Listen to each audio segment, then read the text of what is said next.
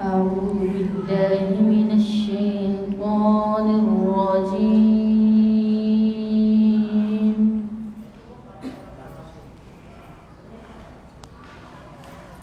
بسم الله الرحمن الرحيم.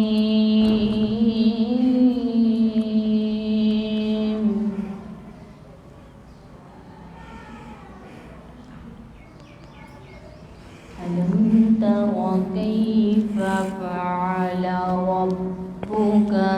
بأصحاب الفيل؟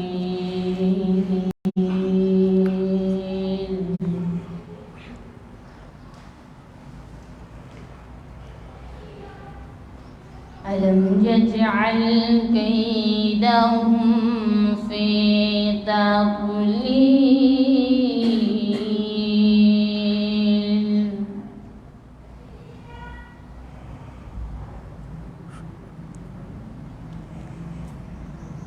ألم تر كيف فعل ربك بأصحاب الفيل؟ ألم يجعل كيدهم في تضليل وأرسل عليهم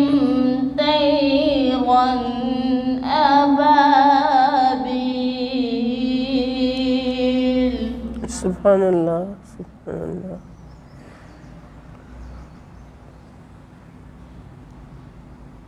وأرسل عليهم طيرا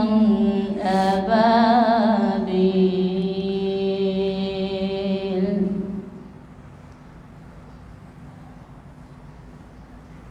ترميهم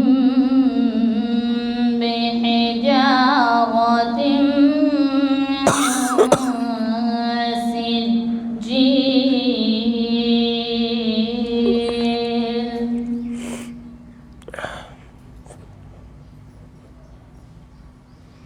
وجعلهم كعصف مأكول.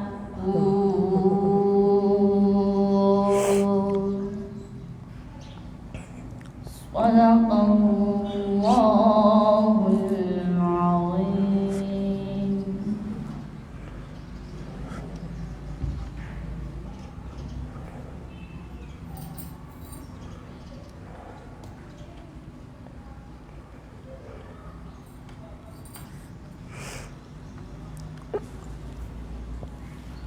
صلى الله عليك يا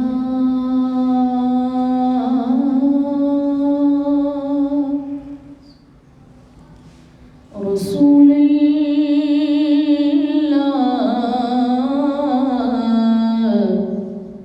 وسلم عليك يا حبيب الله.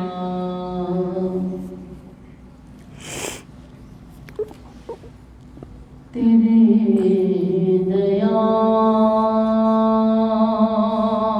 دیار کے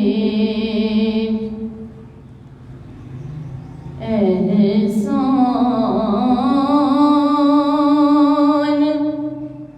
بھولتے ہی نہیں.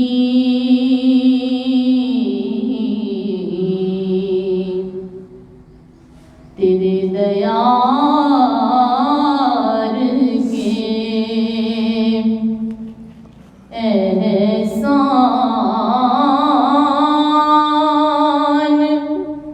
بھولتے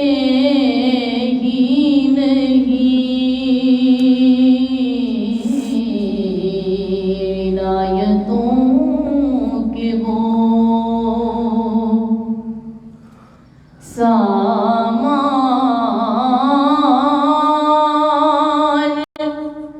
بھولتے ہی نہیں. عنایتوں کے وہ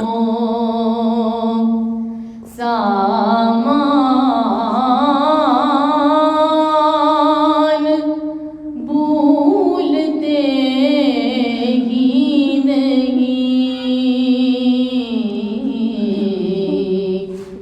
تیرے دیار کے وہ جالیاں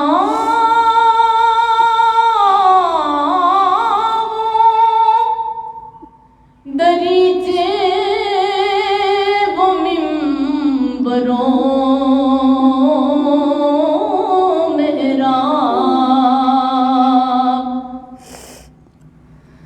وہ جالیاں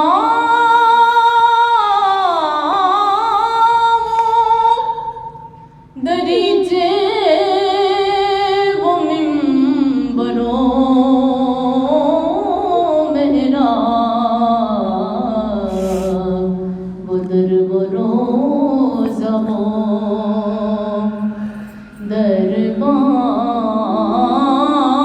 دربان بھولتے ہی نہیں وہ در و روضہ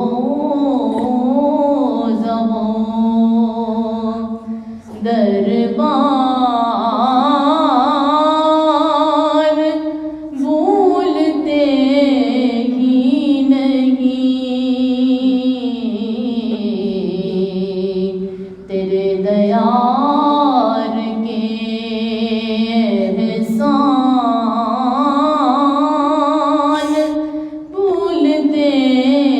ہی نہیں عنایتوں کے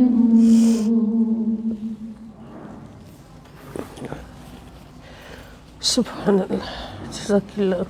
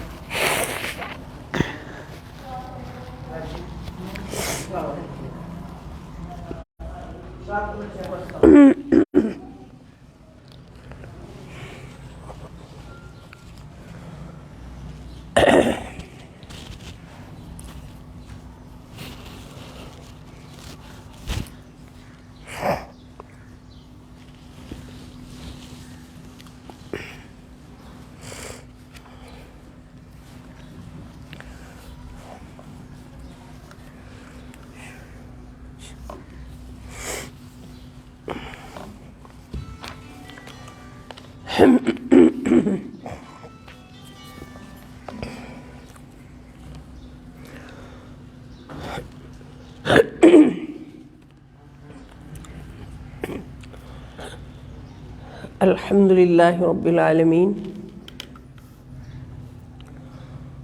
والصلاة والسلام علی سید الانبیاء والمرسلین وعلی آلہ واصحابہ اجمعین اعوذ باللہ من الشیطان الرجیم بسم اللہ الرحمن الرحیم الہدایہ قرآن کلاس کے شرکائے کرام، اللہ رب العزت کے فضل و احسان اور نبی کریم صلی اللہ تعالیٰ علیہ وآلہ وسلم کے تصدق سے رمضان المبارک کی پیاری پیاری رحمتوں، برکتوں، بخششوں اور عطاؤں سے بھرپور ساعات میں صحبت قرآن کریم سے فیضیاب ہوتے ہوئے آج ہم سورۃ البقرہ کا رکوع نمبر 9 اس کی تلاوت کریں گے انشاءاللہ الکریم، اور اس کے مفہوم سے فیضیاب ہوں گے۔ اللہ پاک ہمیں جو کچھ بھی پڑھیں، سنیں، سنائیں، اس پر عمل کرتے ہوئے اپنی زندگیوں کو سنوارنے کی توفیق عطا فرمائے۔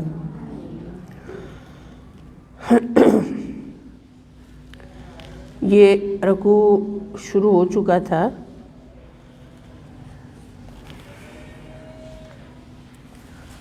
تو اس کو ہم دوبارہ سے شروع سے سٹارٹ کرتے ہیں تاکہ پورے مفہوم تک ہم پہنچ سکیں۔ اعوذ باللہ من الشیطان الرجیم، بسم اللہ الرحمن الرحیم۔ وَإِذْ قَتَلْتُمْ نَفْسًا فَادَّارَأْتُمْ فِيهَا وَاللَّهُ مُخْرِجٌ مَا كُنْتُمْ تَكْتُمُونَ فَقُلْنَا اضْرِبُوهُ بِبَعْضِهَا كَذَلِكَ يُحْيِي اللَّهُ الْمَوْتَى وَيُرِيكُمْ آيَاتِهِ لَعَلَّكُمْ تَعْقِلُونَ۔ یہ آپ سب جانتے ہیں کہ بنی اسرائیل میں جو ایک معصوم بچے کا قتل ہوا تھا تو اس کو قتل کرنے والے خود ہی قاتل کی تلاش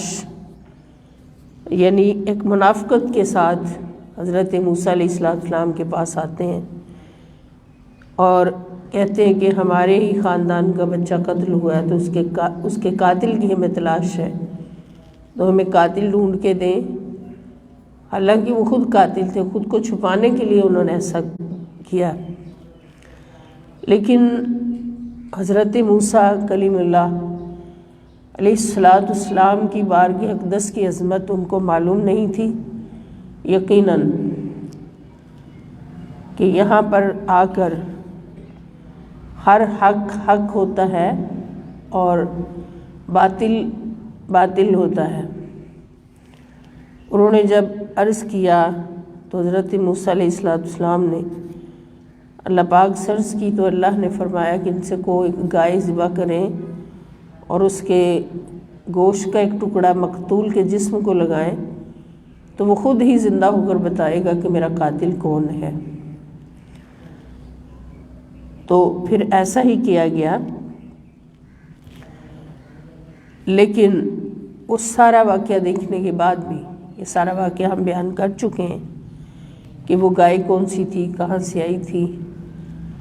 کہ وہ کسی صالح بندے کے اولاد کے لیے انہوں نے اپنے بچے کے لیے چھوڑی ہوئی تھی گائے جنگل میں۔ تو اس سے ہمیں پتہ چلا کہ صالحین کے ساتھ جو نسبت رکھتی ہیں چیزیں وہ کبھی ضائع نہیں ہوتی، ان کو کوئی لوٹ نہیں سکتا۔ تو اس کی حفاظت اللہ رب العزت نے فرمائی اور اسی گائے کو جب لا کر اپنے گھر رکھا گیا تو وہی گائے جو تھی اس کا آرڈر ہو گیا، تو اس وسیلے سے وہ اللہ کے نیک بندے کی اولاد کا ایک بہت بڑا وسیلہ بن گیا، دنیا میں خوشحالی کا بھی،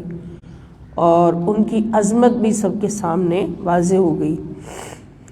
اور یہ سارا واقعہ دیکھنے کے بعد بھی بنی اسرائیل جتنے سخت دل تھے، وہ جڈ تھے، اکھڑ تھے، یہ سارا واقعہ دیکھنے کے بعد بھی کہ ان کے سامنے مردہ ایک لیٹا ہوا ہے اور گائے کو ذبح کر کے اس کا لوتھڑا جو ہے وہ اس کے جسم کو لگایا گیا تو وہ ہلنے لگا اور ہلتے ہلتے اٹھ کر بیٹھ گیا، اور سامنے وہ قاتل کھڑے تھے جنہوں نے اس کو قتل کیا تھا، اس نے اشارہ کر کے بتا دیا کہ یہ میرے قاتل ہیں، اور اپنے قاتلوں کی خبر دے کر وہ پھر وصال اس کا ہو گیا۔ تو اتنی بڑی نشانی اپنی آنکھوں سے دیکھنے کے بعد انسان کا دل خوف سے لرز جاتا ہے، اللہ کے خوف سے لرزتے ہوئے نرم پڑ جاتا ہے اللہ کے خوف سے، اور فوراً اللہ کی بارگاہ میں گڑ گڑاتے ہوئے گرتا ہے کہ یا اللہ معاف کر دے، تو بہت بڑا ہے، ہم گناہ گار ہیں، تو بہت بڑا ہے۔ لیکن ان کا جو ایک شیوا تھا بنی اسرائیل کا وہ اس پر قائم رہے، ان کے دل جو پتھروں کی طرح سخت تھے وہ ذرا بھی نرم نہیں ہوئے، تو ان کے دلوں کی کیفیت بھی اللہ پاک نے یہاں پر بیان فرما دی کہ ان کے دل کتنے سخت تھے۔ اور یہ سارا کچھ سنانے کا جو مقصد ہے وہ ہمیں بہت بڑا ایک سبق پہنچانا ہے کہ جو سخت دل ہوتے ہیں ان پر کبھی بھی کوئی واعظ اثر نہیں کرتا۔ اب جب دین کی دعوت کی بات آتی ہے تو ہم دیکھتے ہیں کہ نبی علیہ الصلوۃ والسلام دعوت دیتے ہیں تو جن لوگوں کے دل نرم ہے ریشم کی طرح، وہ ہلکا یانا تو بریشم کی طرح نرم، رزم حق و باطل ہو تو فولاد ہے مومن، جن لوگوں کے دل ریشم کی طرح نرم ہیں تو وہ نبی کریم صلی اللہ تعالی علیہ وآلہ وسلم کی دعوت کو سنتے ہی قبول کر لیتے ہیں اور سیدنا ابو بکر صدیق رضی اللہ تعالیٰ عنہ بن جاتے ہیں، مولا علی شیر خدا بن جاتے ہیں، حضرت سیدہ خدیجۃ الکبریٰ رضی اللہ تعالیٰ عنہ بن جاتے ہیں، حضرت بلال حبشی رضی اللہ تعالیٰ عنہ بن جاتے ہیں، اور کچھ ایسے بھی ہیں کہ جن کو دعوت دے دے کر، اور جب کوئی اس طرح نہیں مانتا سیدھی دعوت کو، پھر اللہ کا حکم ہوتا ہے کہ ان کو کوئی نشانی دکھائیں، معجزہ دکھائیں، پھر نبی کوئی نشانی دکھاتے ہیں، اللہ کے حکم سے کوئی معجزہ دکھاتے ہیں، اور اس معجزہ کو دیکھ کر بھی بہت سارے جو ہے وہ اسلام قبول کر لیتے ہیں، اس کی بھی بہت ساری مثالیں۔ لیکن کچھ ایسے سخت دل ہوتے ہیں کہ جو معجزات کو دیکھ کر، نشانیوں کو دیکھ کر بھی اسلام قبول نہیں کرتے، ان کی مثالیں بھی موجود ہیں، ابو جہل ہیں، ابو لہب ہیں، اور اس طرح کے دوسرے کفار ہیں کہ جنہوں نے بڑی بڑی نشانیاں دیکھ کر بھی اسلام کو قبول نہیں کیا۔ تو ایسی صورت میں پھر اللہ پاک نبی کریم صلی اللہ علیہ وسلم کو تسلی اور تشفی فرما رہے ہیں کہ یہ لوگ ہیں ہی بہت سخت دل۔ اب یہ تو نبی رحمت محمد رسول اللہ صلی اللہ علیہ وسلم، حضرت موسیٰ علیہ السلام، انہوں نے یہ نشانی دکھائی کہ اللہ تعالیٰ سے دعائیں کی، اللہ پاک بتاتے گئے ایسی ہوگا یا ایسی ہو، اور ان کے سامنے بنی اسرائیل کی اتنی بڑی نشانی دکھا دی، اتنا بڑا معجزہ دکھا دیا کہ گائے کو ذبح کر کے اس کے جسم کا ٹکڑا، اس کے گوشت کا ٹکڑا اس کو لگایا اور وہ زندہ ہو بیٹھ گیا، اور اس نے خود گواہی دی کہ میرا یہ قاتل ہے۔ اتنی بڑی نشانی دیکھنے کے بعد بھی ان کے دل جو ہیں وہ نرم نہیں ہوں، بلکہ نرم ہونے کی بجائے ان کی بدبختی۔ اب یہاں یہ بات سمجھنے کی ہے، جس شخص کا دل کبھی بھی نرم نہ ہو، ہمیشہ سخت رہے، تو وہ بدبخت شخص ہے، نعوذ باللہ، وہ اللہ کو ناپسند بہت ہے، اس لیے اس کے دل پر کبھی بھی کوئی بات اثر نہیں کرتی۔ تو ان کے سامنے مردہ زندہ ہو رہا ہے اور نشانی نبی دکھا رہے ہیں، لیکن ان کے دل اور سخت ہو گئے نرم ہونے کے بجائے۔ تو اب ان کے دلوں کا حال جو ہے وہ اللہ پاک بیان فرما رہے ہیں، ثم قست قلوبکم من بعد ذالک، کہ اتنی بڑی نشانی دیکھنے کے بعد کیا ہوا کہ پھر اس کے بعد بھی تمہارے دل سخت ہو گئے، قست سخت ہو گئے، قلوبکم تمہارے دل، من بعد ذالک اس نشانی کو دیکھنے کے بعد بھی، فہی کالحجارۃ، چنانچہ وہ سختی میں پتھروں کی طرح ہو گئے، کالحجارۃ، کا کے معنی مثل، الحجارہ پتھر، یعنی سخت اتنے ہوئے کہ سختی میں پتھروں کی طرح ہو گئے، او اشد قسوۃ، یا ان سے بھی زیادہ سخت ہو چکے۔ قسوہ کے معنی نا سختی، اسی سے قصد فعل ماضی کا صیغہ ہے واحد مؤنث غائب کا، کہ سخت ہو گئے ان کے دل، اور او اشد قسوۃ، یا اس سے بھی زیادہ سخت ہو گئے، سختی میں اس سے بھی زیادہ ہو گئے۔ وَإِنَّ مِنَ الْحِجَارَةِ، کیونکہ بے شک پتھروں میں تو بعض ایسے بھی ہیں، ان بے شک من الحجارتی، پتھروں میں بعض ایسے بھی ہیں، لما یتفجر منہ الانہار، کہ جن سے نہریں پھوٹ نکلتی ہیں، لما جو کہ یتفجر پھوٹ پڑتی ہیں، منہا ان میں سے نہریں، ان میں سے نہریں پھوٹ پڑتی ہیں۔ اب جو پہاڑوں کو وزٹ کرنے جاتے ہیں وہ دیکھتے ہیں کہ پہاڑوں کے اندر سے پتھر، سخت پتھر ہوتے ہیں اور ان کے اندر سے بھی چشمے نکل رہے ہوتے ہیں، کئی جگہ سے چھوٹے، کہیں سے اس سے بڑے، اور کہیں سے اتنے وسیع ہوتے ہیں وہ چوڑائی میں کہ وہ بالکل نہر کی طرح بہہ رہے ہوتے ہیں چشمے، اتنے بڑے بڑے چشمے بہہ رہے ہوتے ہیں اور وہ پتھروں کے اندر سے آ رہے ہوتے ہیں، پتھر پھٹ کے اندر سے پانی نکل رہا ہوتا ہے۔ وَإِنَّ مِنْهَا، اور یقیناً ان میں سے بعض وہ پتھر بھی ہیں، لَمَا يَشَّقَّقُ، جو پھٹ جاتے ہیں، شقہ پھٹ جانا، لَمَا يَشَّقَّقُ پھٹ جاتے ہیں، فَيَخْرُجُ پھر نکل پڑتا ہے، مِنْهُ اس میں سے، الماء پانی، جو پھٹ جاتے ہیں اور ان سے پانی ابل پڑتا ہے۔ وَإِنَّ مِنْهَا، اور بے شک ان میں سے بعض ایسے بھی ہیں، لَمَا يَحْبِطُ مِنْ خَشْيَةِ اللَّهِ، جو اللہ کے خوف سے گر پڑتے ہیں، لما جو کہ یحبطو گر پڑتے ہیں، من خشیت اللہ اللہ تعالیٰ کے خوف سے۔ خشیت کے معنی ہوتے ہیں خوف، یعنی یہ تین قسم کے پتھر بھی اللہ پاک نے فرما دیے کہ پتھر سختی کی مثال دینے میں سب سے سخت چیز ہے پتھر ہے، چٹان ہے، لیکن بعض پتھر بھی ایسے ہوتے ہیں جن سے نہریں جاری ہو جاتی ہیں، لیکن ان یہودیوں کے دل اتنے سخت ہیں کہ ان سے کبھی بھی ایسی امید نہیں رکھی جا سکتی کہ ان میں کبھی رحم آ جائے یا اللہ کا خوف آ جائے۔ اور بعض ایسے ہیں کہ جو پھٹ جاتے ہیں اور ان سے پانی نکل پڑتا ہے۔ پانی نکلنے کا اشارہ کس طرف ہے؟ رحمت کی طرف، نرمی کی طرف، محبت کی طرف، کہ بعض پتھر بھی ایسے ہیں جو پھٹ کے پانی نکل پڑتا ہے، لیکن ان کے دل ان پتھروں سے بھی زیادہ سخت ہیں۔ اور بعض ایسے ہیں جو خوف خدا سے گر پڑتے ہیں، تو یہ خوف خدا سے بھی دور ہیں، ان کے دل اتنے سخت ہیں۔ وَمَا اللَّهُ بِغَافِلٍ عَمَّا تَعْمَلُونَ، اور اللہ تعالیٰ تمہارے کاموں سے بے خبر نہیں ہے۔ یعنی جس حال میں بھی کوئی بندہ ہوتا ہے اللہ تعالیٰ کو اس کی پوری خبر، کوئی سو رہا ہے، کوئی جاگ رہا ہے، کوئی بول رہا ہے،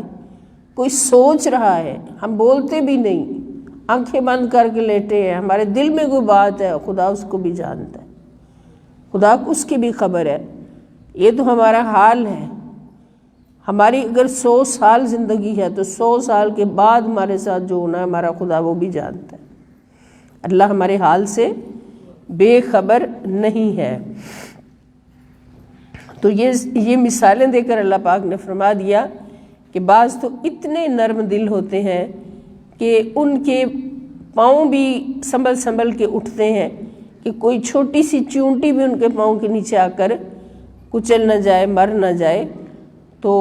اگر ایسا ہو جائے تو ان کو بہت دکھ پہنچتا ہے، وہ روتے ہیں، اللہ تعالیٰ سے معافیاں مانگتے ہیں کہ اللہ ہم نے ایک چونٹی مار دی، ہمیں اس پر معاف فرما دے۔ لیکن کچھ ایسے سخت دل لوگ ہیں کہ جن کی مثال اللہ پاک پتھروں سے دے رہے ہیں کہ پتھر بھی نرم ہو سکتے مگر ان کے دل جو ہے وہ نرم نہیں ہو سکتے۔ تو یہ ہیں یہودی۔ اب اگر جائزہ لیا جائے ان کے دلوں کی سختی کے پیچھے امر کیا تھا، تو جو سمجھ آتی ہمیں وہ یہی کہ ان کے دل نبی آخر الزمان صلی اللہ تعالیٰ علیہ وآلہ وسلم کے بغض سے بھرے ہوئے تھے، نعوذ باللہ۔ آخری نبی صلی اللہ تعالیٰ علیہ وسلم کی دشمنی، عداوت اور بغض ان کے دلوں میں تھا، اور اس بغض کی وجہ سے ان کے دل جو ہیں اتنے غلیظ ہو چکے تھے، اتنے برے ہو چکے تھے، کیونکہ جو دل، یہ اللہ کا فرمان ہے، یہ قرآن کا فیصلہ ہے، خدا کا فیصلہ ہے کہ جو دل رحمت للعالمین صلی اللہ تعالیٰ علیہ وسلم کے جتنا قریب ہوتا ہے اتنا ہی وہ نرم ہوتا ہے، اور جتنا نثار ہوتا ہے رسول اللہ صلی اللہ علیہ وسلم پہ اتنا ہی وہ نرم ہوتا ہے، اتنا ہی وہ نرم ہوتا ہے۔ اور جتنا رسول اللہ صلی اللہ علیہ وسلم کی محبت سے اور حضور کے عشق سے، حضور کی نسبت سے کوئی دل دور ہوتا ہے اتنا ہی وہ دل سخت ہوتا ہے۔ یہ ہم عام مسلمانوں میں بھی اس طرح کی یعنی تفریق دیکھ سکتے ہیں کہ جو رسول پاک صلی اللہ علیہ وآلہ وسلم کی محبت میں قربان ہیں ان کے دل ریشم کی طرح نرم ہوتے ہیں، وہ کسی کی تکلیف دیکھ نہیں سکتے، اور کسی کو تکلیف دینا تو کیا سوچ بھی نہیں سکتے کسی کو تکلیف دیں، بلکہ وہ ہر وقت دوسروں کی تکلیفیں ہٹانے کی کوشش میں رہتے ہیں، دوسروں کی تکلیفیں دور کرنے کی کوشش میں رہتے ہیں۔ اور جن کے دل نبی پاک صلی اللہ علیہ وسلم کی محبت میں نثار ہوتے ہیں، حضور کے قریب ہوتے ہیں، وہ اتنے ہی رحیم ہوتے ہیں۔ اور یہ ایسا کیوں ہوتا ہے؟ صحبت کا اثر ہوتا ہے۔ اب ہم سوچیں کہ جو تو نبی پاک صلی اللہ علیہ وسلم کے قریب رہتے تھے وہ صحابہ کرام تھے، ان کے دل اتنے نرم ہو سکتے ہیں، تو جو اب ہیں حضور کے بعد آنے والے ان کو وہ صحبت نصیب نہیں، تو ان کے دل اتنے نرم ہیں؟ اس کا جواب ہاں میں ہے۔ اس لیے کہ رسول اللہ صلی اللہ تعالیٰ علیہ وآلہ وسلم سے جب بھی پوچھا گیا کہ حضور، صحابہ کرام نے جب بھی پوچھا کہ حضور ہم تو آپ کے ساتھ رہتے ہیں، تو آپ کا دیدار کرتے ہیں، ہمارے اوپر دوزخ کی آگ حرام ہے، یا ہم آپ کی صحبت کے مزے لوٹتے ہیں، تو جو آپ کے بعد آنے والے ہوں گے ان کو یہ شرف کیسے ملے گی کہ ان کو آپ کی صحبت بھی ملے، صحبت کے فیض بھی ملے، آپ کے دیدار سے ان پر دوزخ کی آگ بھی حرام ہو جائے، یہ کیسے ہوگا؟ تو آقا دو جہاں رحمت للعالمین صلی اللہ تعالی وسلم ارشاد فرماتے کہ تمہیں پتہ ہے میں رحمت للعالمین ہوں، صرف تمہارے لیے نہیں، قیامت تک آنے والے ہر شخص کے لیے۔ اور حضور علیہ السلام نے اتنی بڑی ہمارے لیے بات فرمائی، اتنی بڑی خوشخبری فرمائی کہ تم تو میرے صحابی ہو، جو میرے بعد میں آنے والے ہوں گے، میری صحبتوں کے مزے لوٹنے والے ہوں گے، مجھ سے محبت کرنے والے ہوں گے، میرے صحابیوں، وہ میرے اخوان ہوں گے، وہ میرے بھائی ہوں گے۔ یعنی بعد میں آنے والے جو حضور کے عاشق ہیں ان کو آقا علیہ السلام نے اپنے اخوان فرمایا، اپنے بھائی فرمایا، اور اپنے صحابیوں کو فرمایا کہ تم میرے صحابی۔ اب یہ شرف ہمیں کیسے مل سکتا ہے؟ جب سرکار سے پوچھا گیا تو حضور علیہ السلام نے بڑا پیارا ارشاد فرمایا کہ المرء مع من احبا، کہ ہر شخص ہر وقت اس کے ساتھ رہتا ہے، کوئی بھی شخص ہر وقت اس کے ساتھ، اس کی صحبت میں رہتا ہے جس سے وہ محبت کرتا ہے۔ کہ بات پکی ہو گئی کہ اگر ہمیں بعد میں آنے والوں کو رسول اللہ صلی اللہ تعالیٰ علیہ وآلہ وسلم کے ساتھ محبوب خدا رحمت للعالمین ہمارے پیارے آقا اور مولا شفیع المذنبین صلی اللہ تعالیٰ علیہ وآلہ وسلم کے ساتھ محبت ہے، اور وہ محبت ہے جو بخاری شریف میں حضور نے بیان فرمائی کہ جو ایمان کی بنیاد ہے وہ محبت ہے، تو خدا کی قسم ہم ہر لمحہ سرکار کی صحبت میں، ہم ہر لمحہ حضور کے قریب ہیں۔ تو جب حضور کے قریب ہیں تو پھر دل نرم ہے۔ اگر کسی کا دل ریشم کی طرح نرم ہے تو وہ سمجھ لے کہ اس کے دل میں ایمان ہے، ایمان ہے حضور کی محبت کا نام، اور جس کے دل میں حضور کی محبت ہے، ایمان ہے، تو اس کا دل نرم ہے، اس کا مطلب وہ حضور کے ہر وقت قریب رہتا ہے، آقا علیہ السلام کی صحبتوں کے مزے بھی لیتا ہے، اور آقا علیہ السلام اس کی طرف نگاہ کرم بھی فرماتے ہیں، اس لیے اس کا دل نرم ہے۔ تو یہ یہودیوں کے اتنے سخت دل کے جن کی مثال اللہ پاک پتھروں سے دے رہے ہیں، تو اس کی سبب ہمیں پیچھے یہی نظر آتا ہے کہ یہ رسول خدا نبی آخر الزمان صلی اللہ تعالیٰ علیہ وآلہ وسلم سے ان کو بغض ہے، اپنے نبی سے بغض ہے، حضرت موسیٰ علیہ السلام سے بغض ہے، جو بھی ان کے نبی آئے سب کو ستایا انہوں نے، تو نبی کا بغض جو ہے، نعوذ باللہ نعوذ باللہ، نبی سے دوری جو ہے یہ دل کو پتھروں سے زیادہ سخت کر دیتی، اور نبی کا قرب جو ہے وہ دل کو ریشم کی طرح نرم کر دیتا ہے۔ جیسے نبی کریم صلی اللہ تعالی وسلم کے صحابہ کرام ہیں، ان کے بارے میں قرآن کیا کہتا ہے بڑی پیاری آیت پاک ہے، محمد الرسول اللہ صلی اللہ علیہ وسلم والذین معہ اشداء علی الکفار رحماء بینہم، کہ جو محمد رسول اللہ صلی اللہ علیہ وسلم کے ساتھی ہیں، والذین معہ، جو آپ کے معیت میں ہے، آپ کے ساتھی ہیں۔ اور ادھر حضور نے ہمارے لیے کیا فرمایا، بعد میں آنے والوں کے لیے کیا فرمایا، المرء مع من احبہ، ادھر بھی مع کا لفظ ہے اور ادھر بھی مع کا لفظ ہے۔ وہ صحابی جو رسول اللہ صلی اللہ علیہ وآلہ وسلم کے معیت میں ہیں، ساتھ ہیں، ان کی شان یہ ہے کہ کفار پر وہ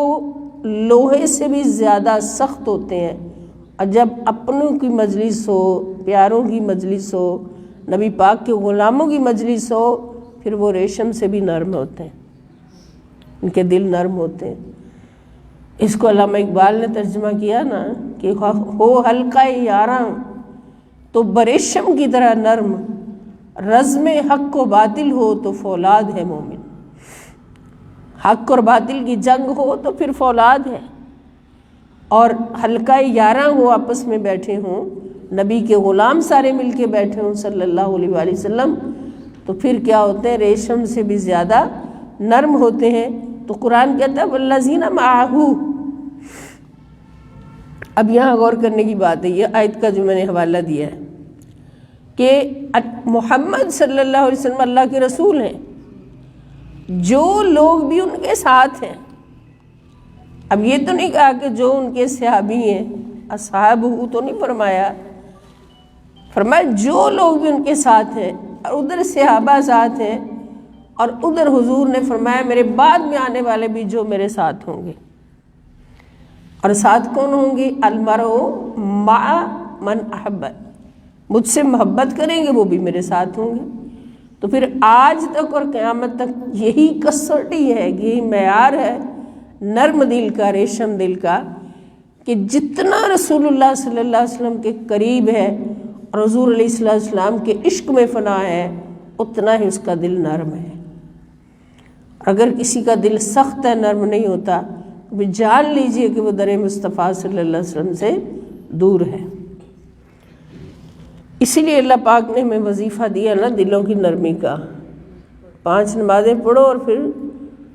یا ایھا الذین آمنوا صلوا علیہ وسلموا تسلیما، 24 گھنٹے میرے نبی پر درود و سلام پڑھتے رہا۔ جتنا درود و سلام پڑھو گے اتنا میرے نبی کی معیت ملے گی، اور جتنی نبی پاک صلی اللہ علیہ وسلم کی معیت ملے گی اتنے تمہارے دل ریشم کی طرح نرم رہیں۔ اور جو دل نرم ہوتے ہیں وہ اپنے لیے زیادہ فائدہ مند ہوتے ہیں، دوسروں کے لیے بھی۔ تو اللہ پاک فرماتے کہ ان کے دل ان پتھروں سے بھی زیادہ سخت ہو گئے۔ وَمَا اللَّهُ بِغَافِلٍ عَمَّا تَعْمَلُونَ، اور اللہ تعالیٰ تمہارے کاموں سے بے خبر نہیں ہے۔ أَفَتَطْمَعُونَ أَن يُؤْمِنُوا لَكُمْ وَقَدْ كَانَ فَرِيقٌ مِّنْهُمْ يَسْمَعُونَ كَلَامَ اللَّهِ ثُمَّ يُحَرِّفُونَهُ مِن بَعْدِ مَا عَقَلُوهُ وَهُمْ يَعْلَمُونَ۔ اب یہاں پر اللہ پاک مسلمانوں سے فرما رہے ہیں اپنے پیارے نبی صلی اللہ علیہ وسلم کے توسط سے کہ اے مسلمانوں، کیا تم یہ توقع رکھتے ہو، افتطمعون، کیا تم یہ طمع کرتے ہو، تم یہ حرص کرتے ہو، تم یہ توقع رکھتے ہو، ان یؤمنوا لکم، کہ وہ یہودی تم پر یقین کر لیں، تم پر ایمان لے آئیں، یعنی جو باتیں تم ان سے کہتے ہو ان کو وہ مان لیں۔ وقد کان فریق منہم، جبکہ ان میں سے ایک گروہ کے لوگ ایسے بھی تھے، کانا تھے، فریقن ایک گروہ کے لوگ، منہم ان میں سے، یسمعون کلام اللہ، جو اللہ کا کلام یعنی توریت سنتے تھے اپنے کانوں سے، ثم یحرفونہ، پھر اسے سمجھنے کے بعد اس کو بدل دیتے، یحرفونہ اس کو بدل دیتے، من بعد بعد اس کے، ما عقلوہ کہ اس کو سمجھا ہوتا ہے، یعنی اس کو سمجھنے کے بعد اس کو بدل دیتے، وہم یعلمون، اور وہ خوب جانتے تھے کہ حقیقت کیا ہے اور وہ کر کیا رہے۔ ان کو اس بات کا پورا علم تھا کہ حقیقت کیا ہے اور ہم کر کیا رہے ہیں، وہ سب جانتے تھے۔ یعنی یہ یہود کا شیوا رہا ہے، ان کے دل سخت کیسے نہ ہوتے کہ اپنی کتابوں تک کو انہوں نے بدل ڈالا۔ توریت کتاب اس کو پڑھتے بھی تھے، سمجھتے بھی تھے، لیکن اس کی آیات کو انہوں نے اپنے ہاتھوں سے بدل ڈالا۔ اور پہلے لوگ نہیں مانتے تھے کہ ہم نے بدلا، لیکن اب کے جو یہود میں ریسرچ سکولرز ہیں وہ مانتے اس بات کو کہ ہماری جو توریت ہے وہ اصل صورت میں نہیں ہے، وہ بدل چکی ہے۔ اور پھر ان کا اور ایک اللہ پاک نے پول کھولا، وَإِذَا لَقُوا الَّذِينَ آمَنُوا قَالُوا آمَنَّا وَإِذَا خَلَا بَعْضُهُمْ إِلَى بَعْضٍ قَالُوا أَتُحَدِّثُونَهُمْ بِمَا فَتَحَ اللَّهُ عَلَيْكُمْ لِيُحَاجُّوكُمْ بِهِ عِنْدَ رَبِّكُمْ أَفَلَا تَعْقِلُونَ۔ وَإِذَا لَقُوا الَّذِينَ آمَنُوا، اور ان کا حال تو یہ ہو چکا ہے کہ جب اہل ایمان سے ملتے ہیں، اذا جب لقو ملتے ہیں، الذین آمنوا ایمان والوں سے، قالو تو کہتے ہیں، آمنا ہم بھی تمہاری طرح ایمان لے آئے، آمنا ہم بھی ایمان لے آئے ہیں، وَإِذَا اور جب خلا بعضهم إِلَى بعضٍ اور جب آپس میں ایک دوسرے کے ساتھ تنہائی میں ہوتے ہیں، خلا خلوت سے، خلوت کے معنی ہوتے ہیں تنہائی، جیسے جلوت میں کے معنی ہوتے ہیں مجلس رونق، اور خلوت کے معنی تنہائی۔ جب تنہائی میں ایک دوسرے کے ساتھ ہوتے ہیں، قالو تو کہتے ہیں، آتحدثونہم کہ کیا تم ان مسلمانوں سے وہ باتیں بیان کرتے ہو جو نبی آخر الزمان صلی اللہ علیہ وسلم کی شان اور آپ کی رسالت کی شان کے بارے میں ہے۔ بما فتح اللہ علیکم، جو باتیں کھول کر بیان کی ہیں اللہ تعالیٰ نے تم پر توریت میں، تم ان کو مسلمانوں کے سامنے کیوں بیان کرتے کھول کر، جن میں مسلمانوں کے نبی اور مسلمانوں کے آخری کتاب کی شان بیان ہے، ایسا تم کیوں کرتے ہو؟ لِيُحَاجُّكُمْ تاکہ وہ جھگڑے تم سے بہی اس کو دلیل بنا کر، عند ربکم تمہارے رب کے پاس تمہیں اس پر حجت بنا کر تم سے جھگڑا کریں۔ افلا تعقلون کیا تم عقل نہیں رکھتے؟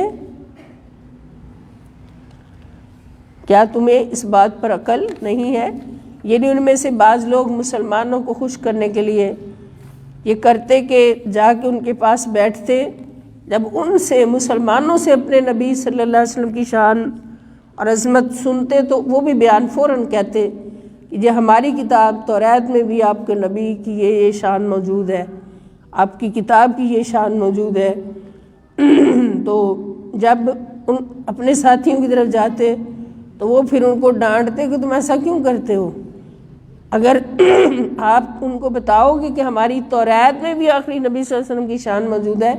تو کیا اللہ کے حضور جا کے وہ دلیل نہیں دیں گے ہمارے خلاف کہ مولا ان کو پتہ تھا، یہ مانتے نہیں تھے، اور ان کو اتنا نہیں پتا کہ اللہ نہیں جانتا۔ اولا یعلمون کیا وہ نہیں جانتے،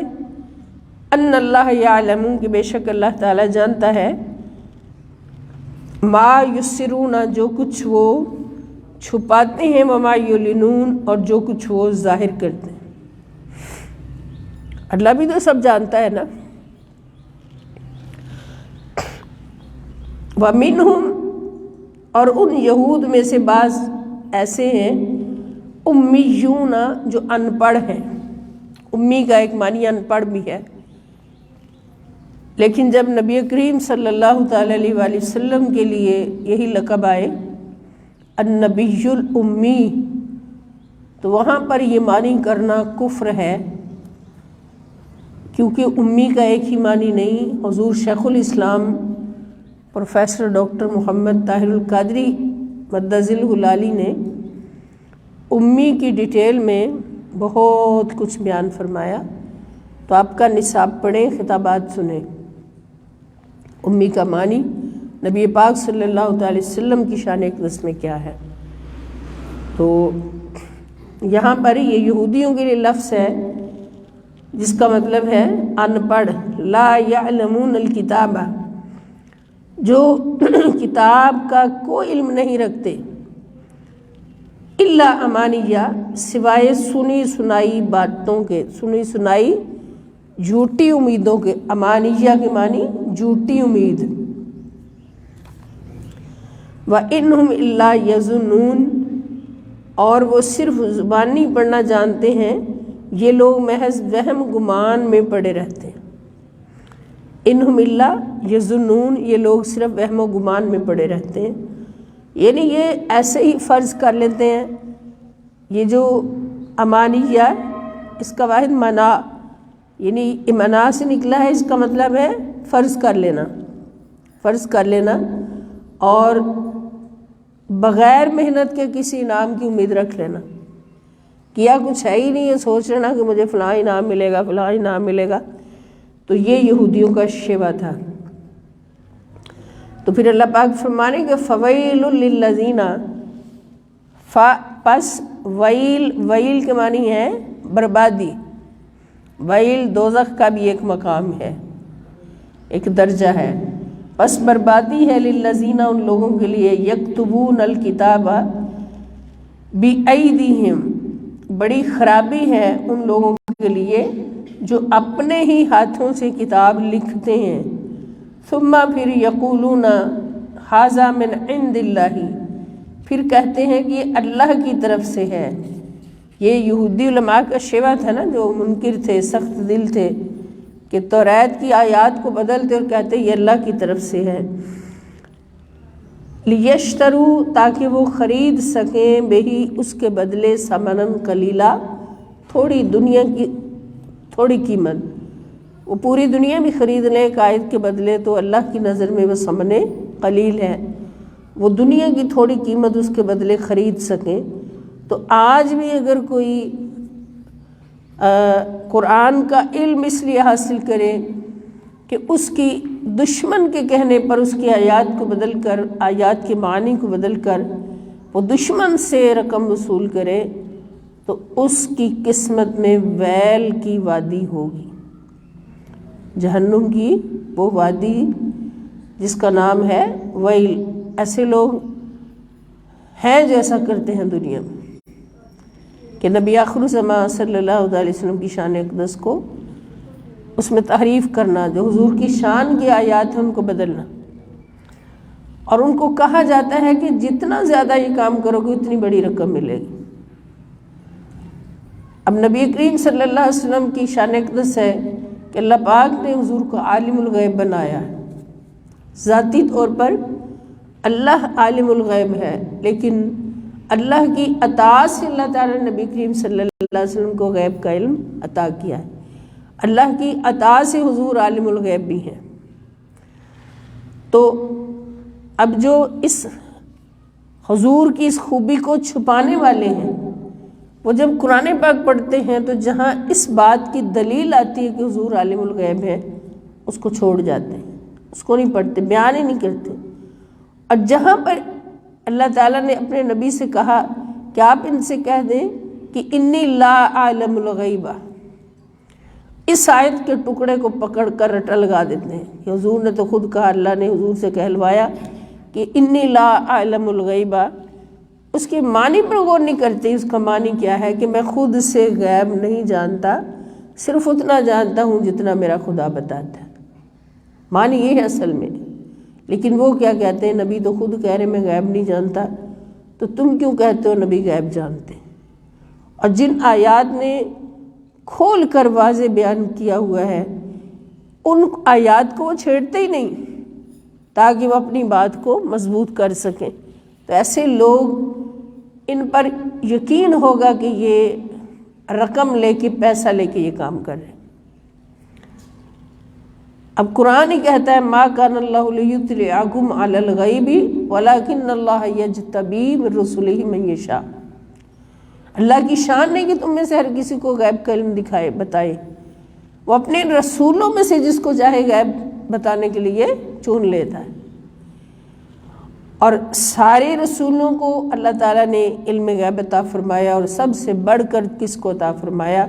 جب رسول اللہ صلی اللہ علیہ وآلہ وسلم سے کہا اور قرآن کو گواہ بنا دیا اس پر اللہ تعالیٰ نے کہ وَعَلَّمَكَ مَا لَمْ تَكُنْ تَعْلَمْ،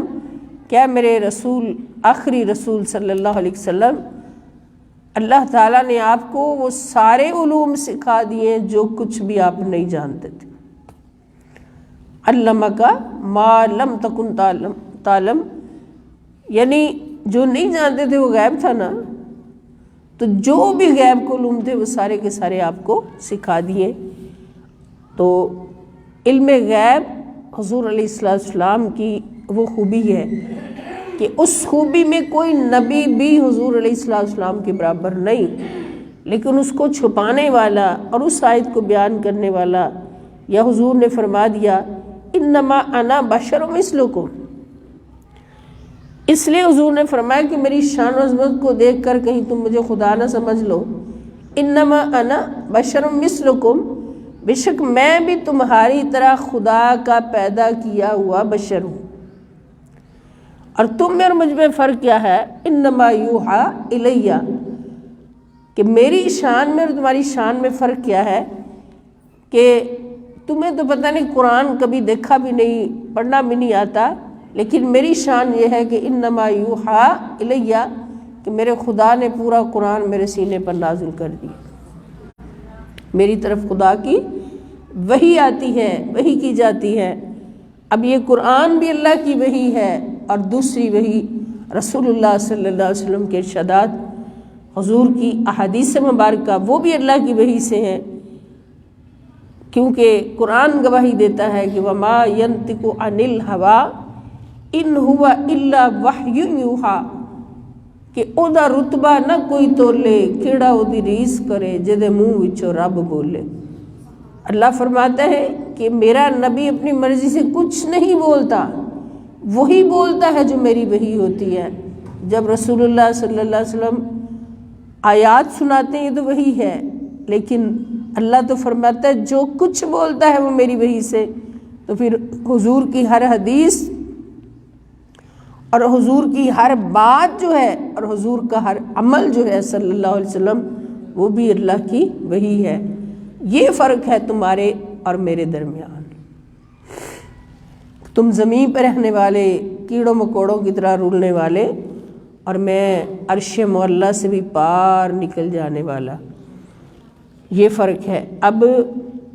شان سمجھنے والے سمجھ گئے، ماننے والے مان گئے، اور جنہوں نے دنیا کی غلاظت میں پھنسنا تھا، ثمن قلیل لینا تھا، انہوں نے کیا کہا کہ انما انا بشر مثلکم، تو حضور فرما رہے میں تمہاری طرح کا انسان ہوں، تم کیوں نہیں مانتے کہ حضور ہماری طرح کے انسان ہیں؟ آدھی آیت پڑھ لی اور آدھی اگلی چھوڑ دی، جس میں یہ ظاہر ہو رہا ہے ہیں تو انسان اللہ کے پیدا ہوئے، ہیں تو بشر، مگر باقی بشروں میں اور اس بشر میں بہت فرق۔ ہم بشر ہیں، وہ فخر بشر ہے، ہم انسان ہیں، وہ فخر انسانیت ہے۔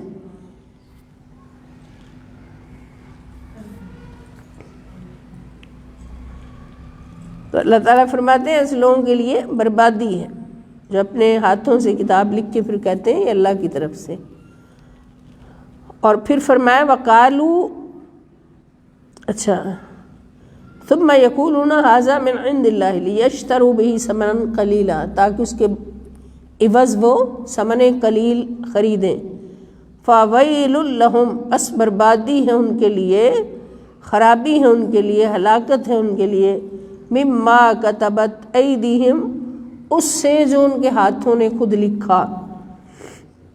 وویل لہم، اور بربادی ہے ان کے لیے، ہلاکت ہے ان کے لیے اس وجہ سے، مما یکسبون، جو وہ کما رہے ہیں۔ اب یہ قرآن پاک گواہی دے رہا ہے کہ جو شان رسالت کو بدلتا ہے نا، وہ کماتا بھی ہے، ساتھ کمانے کے لیے بدلتا ہے، ایسے نہیں بدلتا۔ اتنا بڑا کام جو ہے تو ان کے لیے ہر صورت ہلاکت ہے، بربادی ہے۔ اور پھر ان کا جو ذہنیت اللہ پاک بیان فرما رہے، وَقَالُوا لَن تَمَسَّنَا النَّارُ إِلَّا أَيَّامًا مَّعْدُودَةً، جب انہیں آگ سے ڈرایا جاتا ہے تو کیا کہتے ہیں؟ اور وہ یہود یہ بھی کہتے ہیں کہ ہمیں دوزخ کی آگ ہرگز نہیں چھوئے گی سوائے گنتی کے چند دن۔ لن تمسنا، ہرگز نہیں چھوئے گی ہمیں، النار، دوزخ کی آگ، الا، سوائے، ایام، دن، معدودہ، گنتی کے چند دن۔ قل، آپ فرما دیجئے ان سے، اتخذتم عند اللہ عہدا، آپ ان سے پوچھیں کیا تم اللہ سے کوئی ایسا وعدہ لے چکے ہو؟ فلن یخلف اللہ عہدہ، پھر تو وہ اپنے وعدے کے خلاف ہرگز نہیں کرے گا۔ ام تقولون علی اللہ ما لا تعلمون، ام تقولون، یا تم بول رہے ہو، علی اللہ، اللہ تعالیٰ پر، ما لا تعلمون، جو تم جانتے ہی نہیں، تم اللہ تعالیٰ پر وہ بہتان باندھ رہے ہو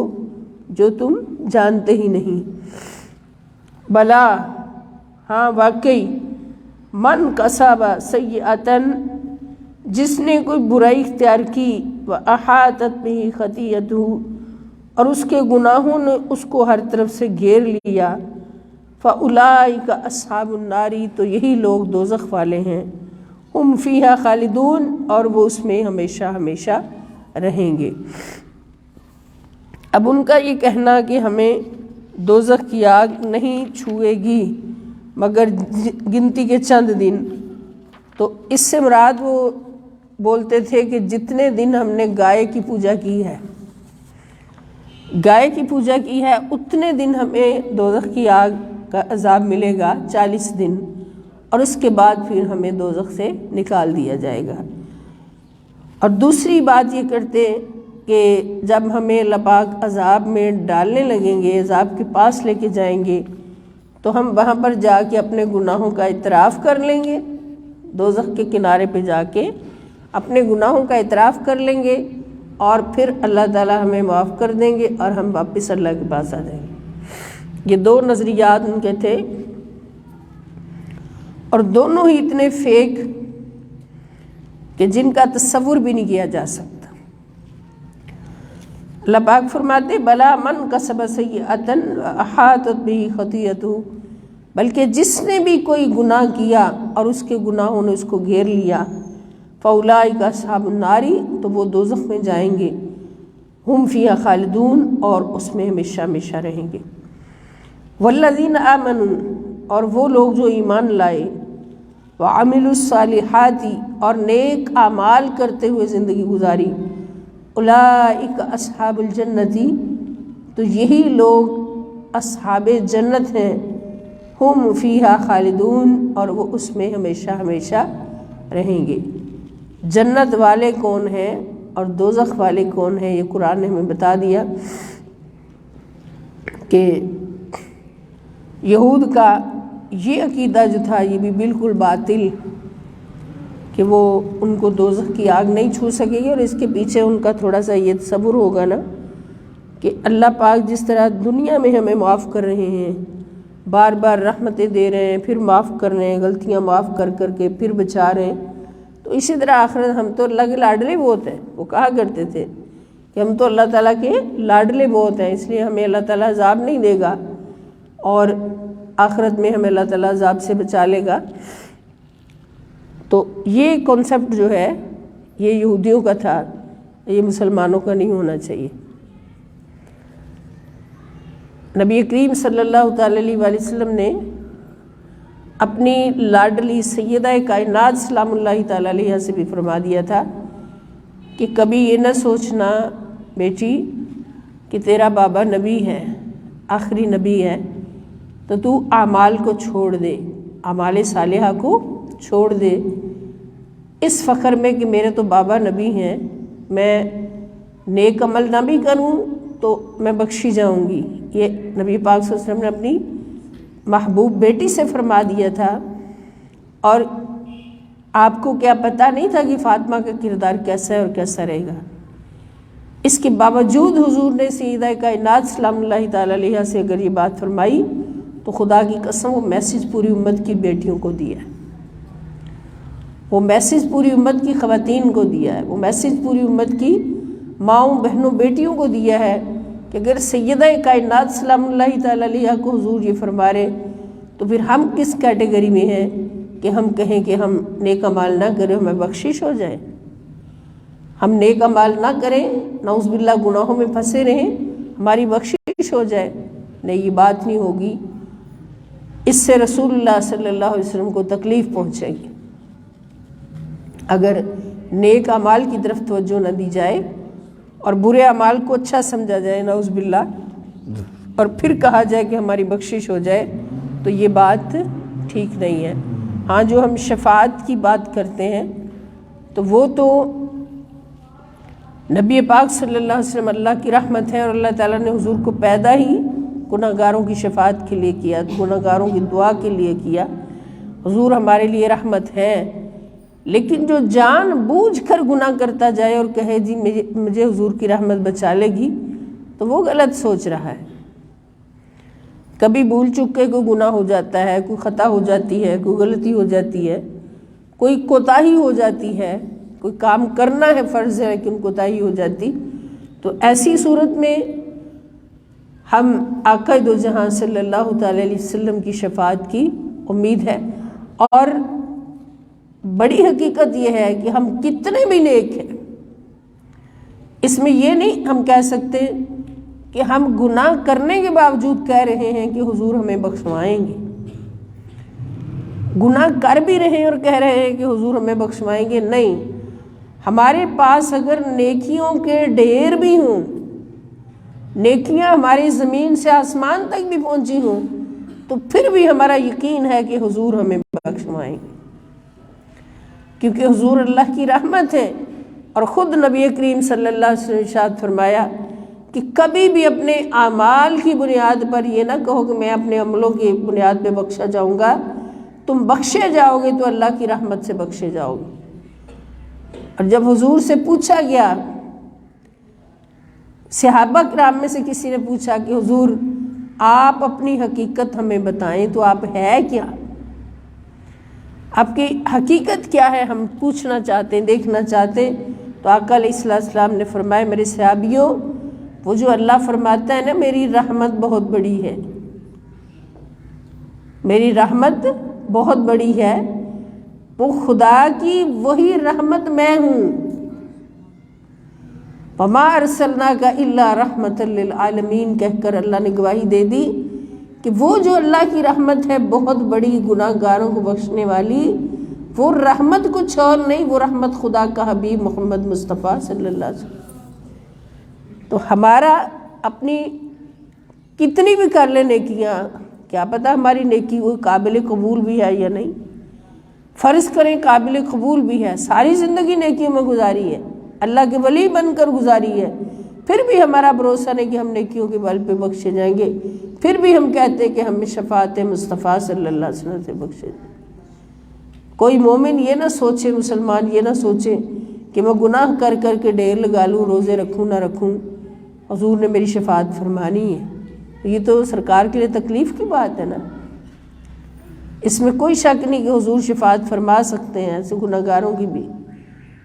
لیکن دل میں ایمان ہو اور حضور کی محبت اور حضور کی نسبت ہو اور حضور علیہ السلام کے شفیع المذنبین ہونے پر اعتقاد ہو تو ایسے گناہ گار بھی بخشے جائیں گے۔ مگر